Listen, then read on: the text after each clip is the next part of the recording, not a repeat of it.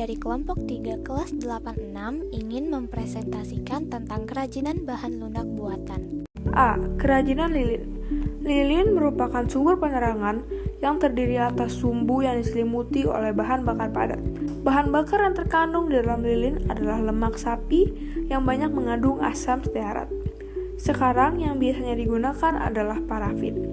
Alat yang digunakan yaitu cetakan, kompor, panci, wadah atau loyang aluminium, pengaduk, dan pewarna lilin.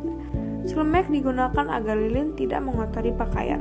Bahan pembuatan kerajinan lilin yaitu lilin lebah, lilin batang, parafin, plastisin, silikon, serta katalis untuk cetakan. 2. Alat pembuatan kerajinan lilin. Alat yang digunakan yaitu cetakan yang sudah siap pakai, panci, kompor, pengaduk, dan sendok.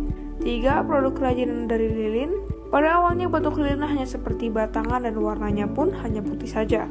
Pada saat ini, kita dapat melihat bentuk lilin yang bervariasi seperti aneka flora dan fauna.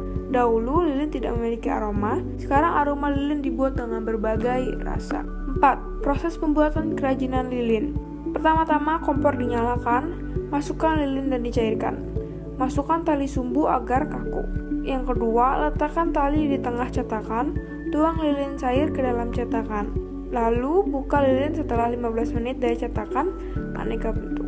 B. Kerajinan fiberglass. Fiberglass adalah serat gelas berupa kaca cair yang ditarik menjadi serat tipis. Fiberglass biasa digunakan sebagai badan mobil dan bangunan kapal. Fiberglass juga digunakan sebagai agen penguat untuk banyak produk plastik. Pada dasarnya, kerajinan fiberglass membutuhkan beberapa campuran dalam proses pembuatannya. Campuran fiberglass terdiri atas cairan resin, katalis, matte, atau serat fiber, polish, atau sabun krim, dan silikon untuk membuat cetakan, serta talc untuk memekatkan warna. Jika zat cair, resin, dan katalis dicampur, maka akan bereaksi dari bahan berbentuk cair berubah menjadi padat dan keras. Bahan pembuatan fiberglass terdiri atas resin, katalis, matte fiber, cat, dan silikon resin sebagai alat cetak. 2. Alat pembuatan kerajinan fiberglass. Alat pembuatan kerajinan yang digunakan yaitu sendok, wadah mangkuk, cetakan silikon, dan gunting. 3. Produk kerajinan fiberglass. Produk kerajinan fiberglass banyak diminati masyarakat, terutama untuk kerajinan hiasan atau bentuk souvenir. Fiberglass memiliki sifat kuat dan tahan lama. Juga karakter warnanya yang bening menjadikan kerajinan ini dapat dibuat menyerupai air atau kaca. 4. Proses pembuatan kerajinan fiberglass. Berikut proses pembuatannya. 1. Resin ditambah katalis dicampur dengan perbandingan 20:1. 2. Cairan resin katalis siap dimasukkan ke dalam cetakan silikon. Cetakan untuk kerajinan fiberglass juga terbuat dari silikon. 3. Tunggu hingga kering, lalu fiberglass dilepas dari cetakan silikon. C. Kerajinan gips. Bahan gips merupakan bentuk bubuk, sehingga prosesnya harus dicairkan dahulu. Jika ingin berbentuk seperti yang diinginkan, harus dibuat cetakan terlebih dahulu. Bahan utamanya adalah silikon seperti halnya cetakan untuk lilin dan fiberglass. Tetapi yang paling mudah dicari adalah plastisin atau tanah liat. Ada beberapa pembuatan cetakan patung, karya kerajinan, hiasan dari gips nantinya dapat digunakan sebagai koleksi atau dijual sebagai dekorasi interior rumah. 1. Bahan pembuatan kerajinan gips. Bahan pembuatan yaitu bubuk gips, plastisin atau silikon, dan cat akrilik. 2. Alat pembuatan kerajinan gips, yaitu mangkuk atau gelas, pengaduk atau sendok, cetakan plastisin, dan kaos. 3. Produk kerajinan gips. Produk kerajinan gips dapat berbentuk patung, boneka, atau flora dan fauna. Proses pembuatan kerajinan gips. 1. Aduk dengan air hingga kental. 2. Adonan gips disiram ke dalam cetakan. 3. Tunggu kurang lebih 15 menit sampai kering. Cetakan dibuka. Gips dijemur agar kering sempurna.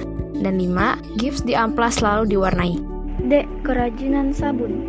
Sabun merupakan bahan lunak buatan yang dihasilkan dari zat kimia tertentu. Permukaannya yang licin karena mengandung deterjen dan juga lunak, sehingga mudah untuk dibentuk menjadi kerajinan. Kerajinan dari sabun hanya dapat dipergunakan sebagai hiasan. Sabun dapat diolah dengan 2 cara, yaitu dengan diukir dan diparut hingga menjadi bubuk, lalu dibuat adonan baru seperti membuat plastisin. Ada pula yang dibuat dengan cara dicetak saat sabun masih dalam adonan cair. Bentuk yang dihasilkan pun beragam, dapat menjadi aneka bentuk fauna dan flora atau bentuk unik lainnya. 1. Bahan pembuatan kerajinan sabun. Bahan yang digunakan adalah sabun batangan dan bisa juga menggunakan sabun olahan bentuk cair dan siap dicetak.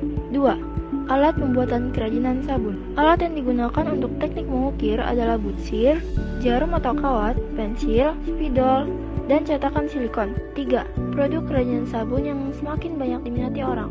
Hal ini karena terbukti sabun tidak hanya sekedar sebagai bahan untuk mandi, melainkan berfungsi sebagai pengharum atau penghias ruangan. 4. Proses pembuatan kerajinan sabun. Yang pertama, ada sabun disketsa terlebih dahulu. Yang kedua, cukil bagian dasar. Yang ketiga, beri tekstur pada bagian dasar dengan mata cukil yang berbeda. Terakhir, sabun hias pun sudah jadi.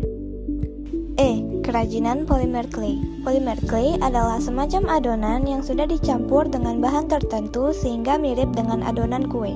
Karena bentuk adonannya mirip dengan kue, kerajinan ini sangat mudah dibentuk menjadi boneka yang lucu, bunga, dan hiasan atau karya lainnya.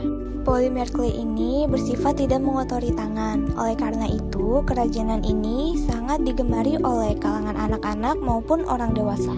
Jika kerajinan ini didesain dengan unik dan mengikuti tren, kerajinan polimer clay ini dapat bernilai jual yang tinggi hingga ke mancanegara.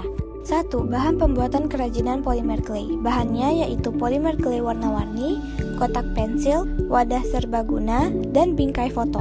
2. Alat pembuatan kerajinan polimer clay. Alatnya yaitu cukil, alat cetak dorong, alat cetak tekan, dan alat cetak potong. 3. Produk kerajinan polimer clay. Produk yang banyak dibuat biasanya duplikasi dari sebuah benda.